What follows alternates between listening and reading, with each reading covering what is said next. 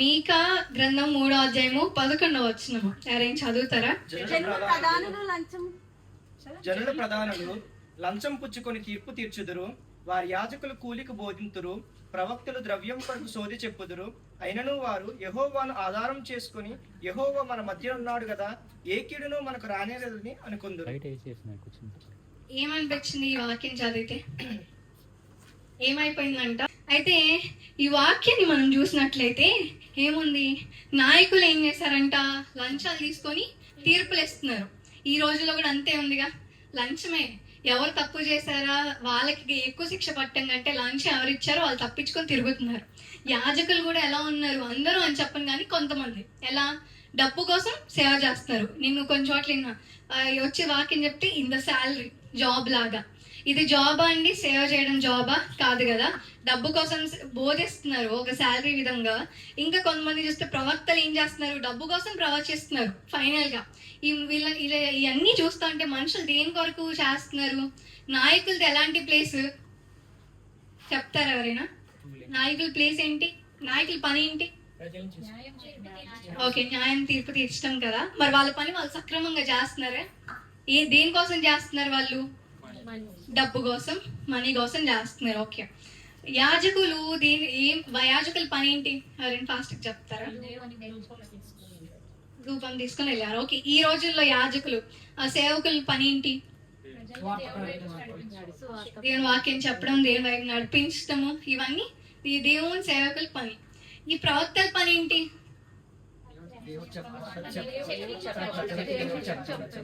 ప్రవచించడం correct, exact line కాదు. దేవుడు చెప్పింది ఎవరికి చెప్పడం? ప్రజలకు. వెరీ గుడ్, ప్రజలకు చెప్పడం. మరి ఈ పనుల్లో వీళ్ళు కరెక్ట్ గా లేరు. దేనికోసం చేస్తున్నారు? డబ్బు కోసం చేస్తున్నారు. ఇప్పుడు కూడా మన కొంతమందిని చూస్తే అబద్ధ ప్రవక్తలు ఉన్నారు, నిజమైన ప్రవక్తలు ఉన్నారు, అబద్ధ సేవకులు ఉన్నారు, నిజమైన సేవకులు ఉన్నారు. నాయకుల్లో కూడా ఎక్కడో కొంతమంది ఉన్నారు నిజంగా సేవ చేసే నాయకులు కూడా. అయితే ఎక్కువ దేనికోసం చేస్తున్నారు? డబ్బు కోసం, ఫేమ్ కోసం. వీళ్ళందరూ ఇలా ఉన్నారు. అయితే వాళ్ళ గతి ఏమైందంటే మనం కింద చూస్తూ ఉంటే అధ్యాయంలో మీరు తర్వాత చదవండి, ఇప్పుడు సమయం లేదు కాబట్టి. దేవుడు వాళ్ళు ఒక పక్క డబ్బు కోసం చేస్తాని, ఇంకో పక్క ఏమనుకుంటున్నారు? ఏ కీడు రాదు, దేవుడు మన తోడున్నాడుగా, యెహోవా మన తోడున్నాడు అనుకుంటున్నారు. ఈ రోజు చాలా మంది పని కూడా అదే. ఈ యాజకులు, సేవకులు, ప్రవక్తలు, నాయకులే కాదు, మనం కూడా అలాగే ఉన్నాం. అవునా? మన విశ్వాసాలుగా దేవుడు మనకు పని ఇచ్చాడు. ఏంటి మన పని? సువార్త ప్రకటించడం. అన్నిటికంటే ముందు ఫస్ట్ మనల్ని మనం సరిగ్గా ఉంచుకొని దేవుడి నామానికి మహిమకరంగా మనం జీవించడం, పాపం చేయకుండా, తప్పు చేయకుండా. ఈ బైబిల్లో మీరు విన్నైనంత మాత్రాన మనందరం పరిశుద్ధులమా, పవిత్రులమా? కాదు. ఈవెన్ ఐ నో, నేను నిన్న నా డ్రీమ్ లో కూడా చూసా, కొంతమంది ఇంకా పాపంలోనే పడి ఉన్నారు, ఏడుస్తున్నారు. ఏంటంటే నేను దానిలో నుండి బయటకు రావాలనుకుంటున్నాను, బట్ ఐ కాంట్ గాడ్ అని చెప్పి ఇద్దరు ఏడవటం నేను చూశాను. అయితే ఎందుకు రాలేకపోతున్నారు ఆ పాప నుండి బయటకంటే? ఎందుకు? వై? లోకపు ఆశ ఉంది. ఏం చేస్తారు వాళ్ళు? చుట్టూ ఉన్న ఫ్రెండ్స్ అలాంటి వాళ్ళు, చుట్టూ ఉన్నవి ఎలాంటివి పెట్టుకుంటున్నామో మనం అలాగే ముందుకెళ్తాం. మన బైబిల్ వాక్యాన్ని పొద్దున్న లేచిన దగ్గర నుంచి మీ ఫోన్ మీ పక్కనే ఉండిద్దా లేదా? పక్కనే ఉండిద్దిగా. అలారం కూడా మన ఫోనే. అంతకుముందు అన్న గడియారాలు కొనుక్కునేవాళ్ళు, ఇప్పుడు అసలు ఆ క్లాక్లు ఎవరు కొనట్లు, అందరు ఫోన్. అవునా? మరి అలాగున్నాము. మన పొద్దునుంచి సాయం దాకా ఫోన్ మన పక్కన ఉంటుంది. పొద్దు నుంచి సాయం దాకా బైబిల్ ఉందా మన పక్కన? మనం ఏం చేస్తాం? పొద్దున్న లేచిన దగ్గర నుంచి ఫోన్ మన దగ్గరే ఉంది, కానీ మనం బైబిల్ మాత్రం అలా మన పక్కన పెట్టుకోవట్లా. మనము గనుక ఒకరోజు నేను ఒకటి ఇస్తాను, మీరు అందరూ కూడా పాటించండి. నేను ఇస్తున్నానని కాదు, కానీ మనందరికి కూడా అది యూజ్ అవుతుంది. అట్లీస్ట్ మంత్కి ఒక రోజైనా మీ ఫోన్ ని పక్కన పెట్టేసి, హాలిడేస్ వస్తాయిగా, ఆఫీస్కి వెళ్ళే వాళ్ళకైనా హాలిడే ఉండిద్దా ఉండదా? ఒక్కరోజు మీ ఫోన్ ని పక్కన పడేసి మీ ఇంట్లో వాళ్ళకి చెప్పండి, ఈ రోజు నేను ఫోన్లో ఎత్తాను, నాకు చేద్దు, నేను రేపు పొద్దున్న చేస్తా అని. ఫోన్ పక్కన పెట్టేసి లెగటంతో బైబిల్ ఓపెన్ చేయండి. అలారం లేవి లేకుండా, అలారం కావాలంటే క్లాక్ కొనుక్కొచ్చుకు పెట్టుకొని లెగవండి. ఆ రోజు అంతా ఫోన్ ప్లేస్ లో బైబిల్ ని రీప్లేస్ చేసి ఒక రోజు గడపండి. ఆ రోజు మీకు నచ్చుతుంది. ఓకే, నచ్చిందా? మీరు ఇంకా దేవుల్లో గట్టిగా నిలబడాలని ఆశ ఉంటది, నిలబడగలుగుతారు. ఆ రోజు బోర్ కొట్టేసి ఇంకా నా వల్ల కానీ బైబిల్ పెట్టేసి ఆ రోజే ఫోన్ ముట్టుకున్నారా, ఇంకా అంతే. కాబట్టి ఒక్క రోజన్నా ట్రై చేయండి. ఫోన్ ని పక్కన పెట్టేసి, ఆ ఫోన్ మీ దగ్గర పెట్టుకోకుండా ఒక రోజు బైబిల్ ని రీప్లేస్ చేయండి. మీరు బయటకు వెళ్తున్నా బైబిల్ పట్టుకుని వెళ్ళండి. బయటకు వెళ్తున్నా, ఎక్కడైనా కాఫీ షాప్కి వెళ్తున్నా. నేను ఒక చిన్న సాక్ష్యం చెప్తా. ఏంటంటే నేను ఒక రోజు హైదరాబాద్ లో ఉన్నాను. నేను అప్పుడు నేను ఎక్కడికి వెళ్ళినా బైబిల్ క్యారీ చేయడం నాకు అలవాటు. పెద్దది హాల్, అదేంటి మాల్ ఉండిద్ది కదా అక్కడ హైదరాబాద్లో, ఏదో హీరో మాల్ ఉండిద్ది కదా. సో అక్కడ ఫుడ్ తిందామని చెప్పి నేను ఒక 2-3 అక్కలు కలిసి వెళ్ళామన్నమాట. వాళ్ళు పాస్టర్స్ కూతుర్లు అనమాట. అయితే వెళ్ళి వాళ్ళు ఆర్డర్ ఇచ్చారు. చాలా పెద్ద రద్దీగా ఉంది అక్కడ. సరే అని చెప్పి వాళ్ళు ఆర్డర్ ఇవ్వడానికి వెళ్ళి ఏం చేస్తారు, ఫొటోస్ దిగుతున్నా. నేను కూడా ఒక 2 ఫొటోస్ దిగి వచ్చి కూర్చున్నా. నాకు జనాల్లో ఉన్నా కూడా ఏం చేస్తా, బైబిల్ తీసి చదవడమో లేకపోతే స్పిరిచువల్ బుక్స్ ఉంటాయి కదా అవి చదవడం అలవాటు. సరే అని చెప్పి అవి చదువుతున్నాను నేను. వాళ్ళు అన్నారు ఇక్కడ కూడా అవసరమా నీకు షోనా అన్నట్టు మాట్లాడారనమాట. నేనైనా అవి పట్టించుకోకుండా అవన్నీ అలవాటే కదా, బాధ కూడా పడలా, నేను చదువుకుంటున్నా. అయితే నేను పక్కన చదువుతా నేను బైబిల్ చదువుతా ఉంటే గట్టిగా ఎందుకో ఒక లైన్, ఒక వాక్యం నాకు నచ్చి నేను చదువుతా ఉంటే పక్కనే ఇక వెనకాలే ఉంటారు కదా అతిక్కొని టేబుల్స్ వేస్తారు. నేను చదువుతుంటే తను అవన్నీ విని వెనకాల చూసి ఏంటి అమ్మాయి ఏం చేస్తుందని చెప్పి చూస్తే వాక్యం కనుక. అప్పుడు నాకు కొంచెం పెద్ద బైబిల్, బ్లాక్ కలర్. అది చూసి నేను హైలైట్ చేస్తా ఉంటా మంచి మంచి వాక్యాలు, దేవుడు నాతో మాట్లాడినవి అన్ని. ఒక హైలైట్ అయిన వాక్యం మనం చూడగానే ఒక వాక్యం కనిపించిందంట. ఆ వాక్యం చూడగానే ఆవిడ చూడడానికి చాలా వెల్ ఎడ్యుకేటెడ్ అండ్ బాగా వెల్ రిచ్ పీపుల్ అనమాట. అయితే ఆవిడ చూడగానే ఆమె అంత రిచ్ అయినా కూడా ఆ ఒక విషయం మీద బాధపడుతుందంట. ఆమె యాక్చువల్లీ ముస్లిం. కానీ ఆ వాక్యము చూడగానే అమ్మ ఒకసారి నాకు ఆ వాక్యం ఏంటి, ఒకసారి నీ బైబిల్ ఇస్తావా నాకు అంది. సరే నేను ఇచ్చాను. అక్కడ ఆవిడ చాలా దేవుడు నాతో మాట్లాడాడు, దేవుడు అనలేదు కానీ ఈ బైబిల్ నాతో మాట్లాడిందమ్మా ఇప్పుడు అని చెప్పి బాధతో చెప్పింది. నేను అప్పుడు చెప్పా, మా బైబిల్లో దేవుడు ఎక్కడ కూడా మతం మార్చుకోమని చెప్పలేదండి అని చెప్పి కొంచెం చెప్పాల్సింది సువార్త చెప్తే, నీలాగా అందరు చెప్తే బాగుండు, అందరు అలా చెప్పరు, మీ దేవుళ్ళు వదిలేసేయండి. ఆ రోజు వాళ్ళు ఏమన్నారు, నన్ను ఎందుకు మాల్లో ఎందుకు బైబిల్ అన్నారు, అవునా కదా. అలానే నేను ఆ రోజు చదవకపోయింటే ఒక ఆమె తెలిసేదా, అంత దేవుడు మాట్లాడేవాడు కాదు కదా. ఇది జరిగి దాదాపు 1 year 1.5 year అవుతుంది. ఇప్పటికీ ఆ దేవుడు దర్శించే ఉంటాడు కదా డెఫినెట్లీగా. మనం కూడా అంతే, మన ఎక్కడికి క్యారీ చేస్తున్నా మన క్యారెక్టర్ బయట పీపుల్ కి కనిపిస్తుంది కాబట్టి, జనాలు మన క్యారెక్టర్ ని చూస్తారు కాబట్టి, మనం ఎక్కడికి వెళ్ళినా మన బైబిల్ పట్టుకొని దేవుని చిత్తానుసారంగా మనం నడిచినప్పుడు, ఇప్పుడు మీరేమయ్యారు, బైబిల్ క్విజ్ విన్నర్స్ అయ్యారు. అప్పుడు ఏమవుతారు, హెవెన్లీ విన్నర్స్ అవుతారు, సోల్ విన్నర్స్ అవుతారు, అవునా కాదా. జస్ట్ మీరు అప్గ్రేడ్ అవ్వాలి. ఇప్పుడు బైబిల్ క్విజ్ విన్నర్స్ మీరు ఎవరు, మీరు చెప్పండి గట్టిగా. Bible quiz winners, soul winners అవ్వాలని లేదా. ఈ గిఫ్ట్లన్నీ కింద పగలగొడితే పగిలిపోతాయి, కానీ దేవుడిచ్చే బహుమతి ఎలా ఉంటది, పగులుతుందా, అసలు ఎటర్నల్ అది, అవునా కదా. నేను హెడ్డింగ్ చూసారా పోస్టర్ లో, నేను యాక్చువల్లీ పోస్టర్ పెట్టాను అనుకోలే. బ్రదర్ ని ఇంకొక విషయం చెప్తా, ఈ బ్యాచ్ కి ఎంత పోరాటాలు ఎదురై లాస్ట్ లో చెప్తా. అయితే బ్రదర్ ఒక పోస్టర్ అడిగితే యూజ్ చేసి క్రియేట్ చేశాను అనమాట. దాంట్లో నేను ఒక టైటిల్ పెట్టా, చూసారా ఎవరైనా, చెప్తారా ఏంటో అది heading, crown of glory awards అని పెట్టా. ఈ క్రౌన్ అంటే ఏంటండి, కిరీటం కదా. ఇక నేను కిరీటాలు ఇస్తున్నానా మీకు, ఇవ్వట్లేదు కదా, మరి ఎందుకు పెట్టాను నేను అది. Okay, very good, spiritual meaning తో పెట్టా. అయితే బైబిల్లో కూడా దేవుడు కొన్ని క్రౌన్స్ గురించి చెప్పాడా లేదా. కొత్త నిబంధనలు అయితే దాదాపు 5, crown of life, crown of righteousness, ఇలా కొన్ని ఉన్నాయి. మనము ఇక్కడ ఇచ్చేవి బైబిల్స్ అయినా ఈ ట్రోఫీస్ అయినా ఇవన్నీ కొద్ది రోజులకి మనం పగలగొడితే పోతాయి.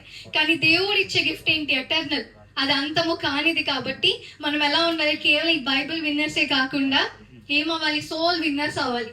ఆర్ ఎక్సైటెడ్, మీరు సోల్ విన్నర్స్ అవ్వాలనుకుంటున్నారా, అవ్వాలనుకుంటున్నారండి గట్టికి చేతులు ఎత్తుతారా. హల్లెలూయా చెప్పండి, హల్లెలూయా. ఇక్కడ ఉన్న ప్రతి ఒక్కరము కూడా మనం ఏమవ్వాలి, సోల్ విన్నర్స్ అవ్వాలి. మనం కూడా ఇక్కడ ఫేమ్ కోసం అయినా దేవుడి కోసం, ఫేమ్ దేవుని కోసం కాకుండా, దేవుడు మీ అందరికి ఒక పని ఇచ్చాడు ఆల్రెడీ. ప్రతి ఒక్కరి పట్ల ఒక ప్రణాళిక ఉందా లేదా. మీరు ఆ పని మనం చేయకుండా డబ్బు కోసం ఆలోచిస్తున్నామేమో. దేవుడు ఆల్రెడీ మీకు మీ లైఫ్ లో నువ్వేం చేయాలో ఆల్రెడీ మీకు తెలిపాడేమో. బట్ మీరు దాన్ని చేయకుండా, నేను అటు వెళ్తే నాకు మనీ రావు కదా, ఇటు వెళ్తే నాకు మనీ వస్తే నేను జాబ్ చేసుకోవచ్చు అని ఆగిపోతున్నారేమో. దేవుడు పిలిచినా మీరు దేవుని పని చేయట్లేదేమో. అయితే ఒక్కటి గుర్తుపెట్టుకోండి, మనము ఏ దినాల్లో ఉన్నాం, అంత్య దినాల్లో ఉన్నాం కదా. అంత్య దినాల్లో మనం ఎంత సంపాదించాం, ఏం చేసాం అన్నది లెక్కలోనికి రాదు. దేవుడు ఇప్పుడు వస్తాడు, రేపు వస్తాడు, ఎల్లుండి వస్తాడు తెలియదు మనకి, ఎప్పుడు వస్తాడో కూడా తెలియదు. మనది లెక్కలోనికి ఏది వస్తుంది, మనం ఎన్ని ఆత్మలు రక్షించాం. దేవుడు బైబిల్లో కూడా ఒక ఉపమానం కూడా ఉంటుంది కదా, ఆయన ఎన్నైతే ఇచ్చాడో మనకి ఇచ్చిన తలాంతుల్ని మనము లెక్క చెప్పాలి, వాటిని ఇంకా పెంచుకోవాలి, తగ్గించుకోకూడదు. మరి దేవుడు మీకు ఇచ్చిన వాటిలో మీరు నమ్మకంగా ఉన్నారా, వన్స్ చెక్ దట్. మనం ఏం చేసుకోవాలి? చెక్ చేసుకోవాలి. చెక్ చేసుకొని ఒకవేళ వెనకపడి ఉంటే మనం ముందుకు వెళ్ళాలి. కాబట్టి ఎవ్వరు కూడా మనం ఏం చేయాలి? ఇలా ఈ నాయకులు, యాజకులు వాళ్ళకి ఇచ్చిన పనులు అవి. మనం ఎవరము? We are warriors. ఎవరం? దేవుడే ఒక యుద్ధ వీరుడు, అవునా? ఆయన అన్ని విధాలుగా మనం ఎంతగానో పొగడొచ్చు దేవుణ్ణి, అవునా? మహోన్నతుడు అంటాం, గొప్ప దేవుడు అంటాం, ఆశ్చర్యకర్త అంటాం. ఆయన యుద్ధ వీరుడు కూడా కదా. మరి అలాంటి ఆయన బిడ్డలం అందరూ చెప్పుకుంటారు, ఆయన daughter of Jesus Christ, son of Jesus, child of God అని. మరి ఆయన తగ్గింపు మనలో ఉందా? ఆయనకున్న క్వాలిటీస్ అన్ని మనకున్నాయా లేదా ఒకసారి చెక్ చేసుకోవాలి. నేను అవన్నీ చెప్పను, కానీ మనం అందరం ఆదివారం వాక్యాన్ని వింటాము, అవన్నీ మనకు తెలుసు. ఇంకొకటి చెప్తున్నా ఏంటంటే, బైబిల్లో ఈ ఒక్క మార్క్స్ వార్త మీదనే మీకు జరిగింది క్విజ్. కాబట్టి దాంట్లో మీకు నాలెడ్జ్ ఉంది కావచ్చు, కానీ మీరు సరిగ్గా చూసుకోండి. క్వశ్చన్స్ నేనేం అంత డీప్గా ఇవ్వాల, మీరు గమనించట్లేదు. మా ఎయిమ్ ఏంటి? దేవుడు నాకు ఇచ్చిన దర్శనం కానీ దేవుడు నాలో పెట్టిన భారం కానీ ఏంటంటే, ఇందులో పెట్టేసి మీరు జ్ఞానం తెచ్చుకొని ప్రైజ్ ఇవ్వాలని కాదు. మీరు దేవునితో కనెక్ట్ అవ్వాలి, మీరు దేవునితో మాట్లాడాలి. మీరు ఎన్ని మార్క్స్ తెచ్చుకున్నారో, మీకు ప్రైజ్ వచ్చిందా రాలేదా అన్నది ఇంపార్టెంట్ కాదు, కానీ మీరు దేవునికి మీకు కనెక్షన్ ఏర్పడిందా లేదా. ఈ క్విజ్లో పార్టిసిపేట్ చేయడానికైనా మీరు బైబిల్ ఓపెన్ చేస్తారు విన్ అవటానికి, అప్పుడు దేవుడు పట్టుకుంటాడు. నేను ఫస్ట్ దేవుడు క్విజెస్ పట్టమన్నప్పుడు నేను ఏముంది, బైబిల్ నాలెడ్జ్ ఉన్న వాళ్ళకి గిఫ్ట్స్ వస్తాయి కదా, అంతే కదా అనుకున్నా.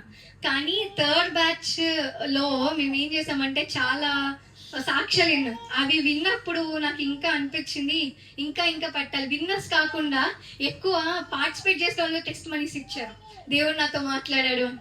ఈ బ్యాచ్లో కూడా ఇంకా బ్యాచ్ కంప్లీట్ అవ్వలేదు కదా, ఇప్పుడు అవుతుంది ప్రైజెస్ ఇస్తే. ఈలోపే ఒక ఆవిడ కాల్ చేసుకుంటూ ఇంకా కొన్ని టెస్ట్ మనీస్ విన్నాం మేము. ఇలాంటి టెస్ట్ మనీస్ విన్నప్పుడు వాటి కోసం ఈ క్విజెస్ కానీ ఇవి కానీ మేము కండక్ట్ చేస్తుంది ఎందుకు? దేవునికి మీకు ఒక కనెక్షన్ ఏర్పడాలి. మీరు ఈ బహుమతుల్ని గెలుచుకొని కూడా మీకు దేవునికి ఈ మార్క్స్ వార్త చదువుతున్నప్పుడు కనెక్షన్ ఏర్పడలేదు అనుకోండి, దట్స్ ఎ వేస్ట్. కాబట్టి మీకు దేవునికి కనెక్షన్ ఏర్పడిందా లేదా అది చూసుకోండి. ఫస్ట్ ఏర్పడిందా? దేవుడు నాతో మాట్లాడా, దేవుడు మీతో మాట్లాడా అన్నది ఒకసారి చెక్ చేసుకోండి. మార్క్స్ వార్త కంప్లీట్ చేశారుగా, దేవుడు మీతో ఏమైనా మాట్లాడా, దేవుడికి మీకు ఏదైనా కనెక్షన్ ఏర్పడిందా అది చూసుకోండి.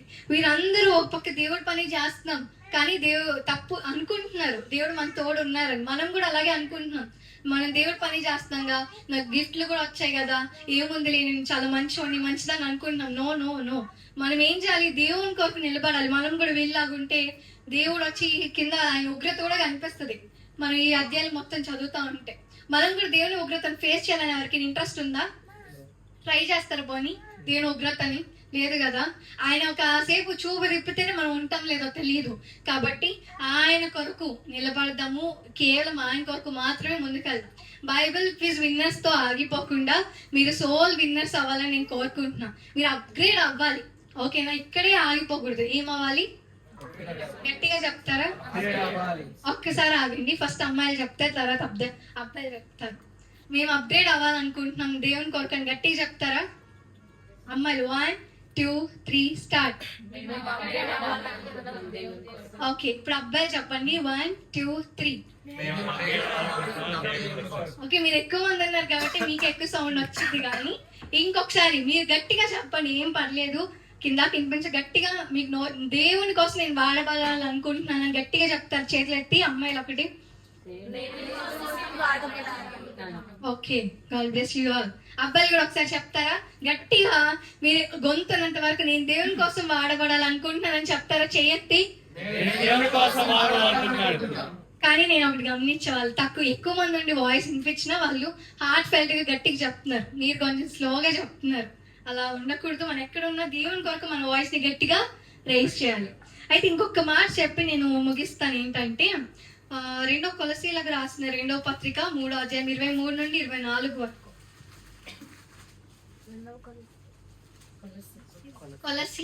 కొలసీలకు రాసిన చెప్పండి. 3వ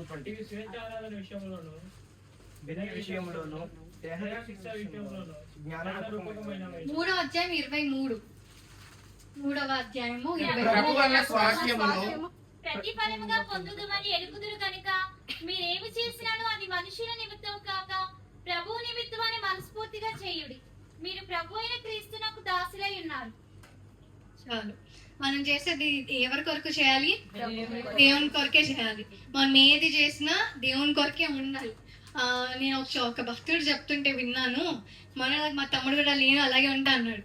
ఏంటి, పొద్దున్న లెగిస్తే దేవుని కోసం లెగాలి, నేను మంచి బట్టలు వేసుకుంటే దేవుని నామానికి మహిమకరంగా నేను జీవించాలి, ఏది చేసినా దేవుని నామ మహిమ ఉండాలి, ఘనత ఉండాలి అని చెప్పి మనలో కూడా అది ఉందనుకోండి, ఆ విశ్వాసము, నేను దేవుని కొరకు నిలబడాలి. ఎన్ని కష్టాలు వచ్చినా నష్టాలు వచ్చినా దేవుడు మీకు ఇచ్చిన పనిని, దేవుడు మీకు ఇచ్చిన దాంట్లో మీరు నమ్మకంగా ఉండండి. ఆల్రెడీ నేను చూసింది కాబట్టి నేను చెప్తున్నాను.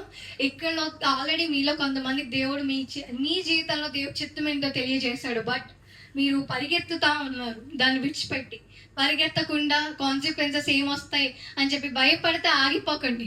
ఏ కాన్సిక్వెన్సెస్ వచ్చినా దేవుడు పిలిచిన దేవుడు చెప్తే ఆయన అవి ఎదుర్కోవడానికి సహాయం చేస్తాడా లేదా? ఖచ్చితంగా చేస్తాడు కదా. ఏంటి అబ్బాయిలు చెప్పట్లేదు, ఖచ్చితంగా చేస్తాడా లేదా? చేస్తాడు. అవన్నీ విడిచిపెట్టి మీరు ముందుకు రావాలి. ఓకేనా? అవన్నీ ఆ కాన్సిక్వెన్సెస్ అవన్నీ తర్వాత, ఫస్ట్ దేవుని కోసం ఒక స్టెప్ ముందుకి వేయాలి. ఓకేనా? నేను ఎందుకు ఇన్నిసార్లు చెప్తున్నా అంటే దేవుడు నాకు చూపించాడు కాబట్టి ఈ అమ్మాయిల కంటే ఎక్కువ నేను అబ్బాయిలే చూసాను కాబట్టి చెప్తున్నాను. మీరు ఆగిపోద్దు. దేవుడు మీ జీవితంలో మీకు ఏదైతే ఇచ్చాడో దాంట్లో మీరు ముందుకు వెళ్ళండి. కాన్సిక్వెన్సెస్ ఫేస్ చేయడానికి దేవుడే శక్తిని ఇస్తాడు, దేవుడే బలంని ఇస్తాడు. మిమ్మల్ని పిలిచినప్పుడు దేవుడు మీకు సపోర్ట్గా ఎవరో ఒకళ్ళు మీ లైఫ్లో, అందరూ మీకు వ్యతిరేకంగా ఉన్న అట్లీస్ట్ 1% అయినా మీ లైఫ్లో ఉంచుతాడు దేవుడు మీకు సపోర్ట్ ఇవ్వడానికి. ఎస్, దేవుడు ఉంటే ఆల్ సపోర్ట్ మనకు వచ్చేది. కానీ ఈ లోకంగా మనం మనుషులుగా ఎవరైనా ఒకళ్ళు మనకు సపోర్ట్ చేస్తే బాగుంది అనుకుంటాం కదా. డెఫినెట్లీ మీ లైఫ్ లో కూడా దేవుడు ఒక్క పర్సన్ అన్నా పడతాడు దేవుని చిత్తం మీరు ముందుకెళ్ళి చేయటానికి. ఓకేనా? ప్రార్థన చేయండి, ముందుకెళ్ళండి, వెనకడుగు వేయకండి. నా లైఫ్ లో నా biggest supporter is my mom. నేను నా స్టడీస్ ని కూడా విడిచిపెట్టి సేవకు వస్తా అన్నప్పుడు అందరు ఏం ఆలోచిస్తారు, ఒక అమ్మాయి ఏం చేసిద్ది అనుకుంటారా అనుకోరా? కానీ మా మదర్, నేను చిన్నప్పటి నుంచి క్లాస్ ఫస్ట్ అనమాట, స్కూల్లో కానీ కాలేజ్లో కానీ. నేను డిగ్రీ చదువుతా ఉన్నప్పుడు మా మదర్ ఒకటే అన్నారు, కేఎల్ యూనివర్సిటీలో జాయిన్ చేశారు నన్ను. డిగ్రీకి వచ్చేటప్పటికి నాకు యానిమేషన్ అంటే బాగా ఇష్టం, నాకు యానిమేటర్ అవ్వాలంటే. ఫారిన్కి వెళ్ళిపోదాము, అక్కడైతే యానిమేటర్స్కి బాగుంది కదా, ఎక్కడో షాట్కి వెళ్దాము అనుకున్నాను నేను. కానీ అప్పటికే నాకు 10th అయిపోయిన దగ్గర దేవుని పిలుపు ఉంది. మా మదర్కి తెలుసు అది. కానీ నేను చదువుకుంటున్నాక బాగా మనీ సంపాదిస్తే ఎవరో ఒకరు సేవకులకి హెల్ప్ చేయొచ్చు కదా అని నేను అనుకున్నాను అనమాట. కానీ దేవుడు చెప్తా ఉన్న బట్టి మా మదర్ కొంత ఫీజు కట్టేశాక కూడా, వద్దులే నువ్వు వేరే కాలేజ్లో జాయిన్ అవ్వు, గవర్నమెంట్లో నువ్వు, నాకు డిగ్రీ కూడా కంప్లీట్ చేస్తాను నమ్మకం లేదు, దేవుడు మధ్యలో పిలిస్తే నువ్వు వచ్చేస్తావేమో అన్నారు. ఆ ఫీజు కట్టింది కూడా మేము రిటర్న్ కూడా అడగలేదు, వాళ్ళు రిటర్న్ చేయరు కదా ప్రైవేట్ కాలేజెస్. సో ఏమైపోయింది, ఇంక మేము ఆ యూనివర్సిటీని వదిలేసి ఇంకా మళ్ళీ వేరే కాలేజ్లో జాయిన్ అయ్యాను. నన్ను దేవుడు కరెక్ట్గా ఆ కాలేజ్లో 1 month ఉంచాడు. ఎందుకు 1 month ఉంచాడు నాకు అప్పుడు తెలియలా, తర్వాత తెలిసింది. నేను ఆ 1 month ఉన్నాను, గర్ల్స్ కాలేజ్లో జాయిన్ అయ్యాను. ఆ గర్ల్స్లో దాదాపు 5 రక్షించబడ్డారు. నేను ఆ 1 month అక్కడ ఉండి దేవుని గురించి చెప్పటం అవన్నీ కదా, ఇదంతా దేవుని మహిమ. నేను చదవాలని ఆయనకి తెలుసు ఆల్రెడీ. అంటే నాకు ఇంట్రెస్ట్ లైక్ కాదు, ఐ లవ్ స్టడీస్, ఇప్పటికీ కూడా నాకు ఇష్టం. కానీ దేవుడు ఎందుకు వదిలేమన్నాడు, నేను చేసిన సాక్రిఫైసెస్లో అది అనుకుంటా. ఎవరైనా ఆలోచిస్తారు లేదా, వెనకాల పాస్టర్స్ బ్యాక్గ్రౌండ్ కాదు, ఒక అమ్మాయి ఏం చేస్తే అబ్బాయిలన్నా ఏదో ఒకటి చేయొచ్చు అనుకుంటారు ఈ రోజుల్లో. కానీ మా మదర్ నేను చెప్పగానే, పర్లేదు నువ్వు సేవలో వెళ్ళిపో, నేను ఉన్నానుగా, నేను ప్రేయర్ చేస్తాను, నువ్వు ముందుకెళ్ళని మా మదర్ నన్ను నిలబెట్టారు. అందు కృపను బట్టి దేవుడికి ఒకసారి గట్టిగా హల్లెలూయా చెప్దామా? అప్పుడు కనుక మా మదర్ నన్ను వదిలే, నువ్వు చదువుకో, నీకు మంచి జాబ్ వచ్చేదిగా. ఇప్పటికి నేను సేవకు వచ్చానని మా అమ్మమ్మకు తెలియదు. యాక్చువల్లీ మేము ముస్లిమ్స్ అనమాట. సో ముస్లిమ్స్ నుంచి దేవుణ్ణి నమ్ముకొని మళ్ళీ సేవ కంటే చాలా టఫ్ కదా. సో మా అమ్మమ్మకు తెలియదు, ఇంకా నేను చదువుకుంటున్నాను, మంచి జాబ్ చేసుకుంటాను అంటే. నా మార్క్స్ అందరికీ తెలుసు మా చుట్టాల్లో, చిన్నప్పటి నుంచి ఫస్ట్ అని. సో నేను బాగా జాబ్ చేస్తాను అని చెప్పి అనుకుంటున్నారు మా అమ్మమ్మ కూడా. ఇంకా నేనేం చెప్తాను, ఇంకా కోచింగ్కి జాయిన్ అయ్యాను, అలా ఉన్నాను ఇలా ఉన్నాను చెప్తున్నా. ప్రార్థన చేయండి, మా అమ్మమ్మ రక్షించబడాలి.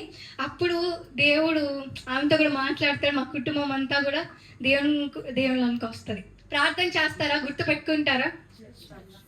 ఎంతమంది ప్రార్థన చేస్తారు? ఓకే, ఖచ్చితంగా చేయండి. మీ అందరి కొరకు కూడా మేము ప్రార్థన చేస్తాం.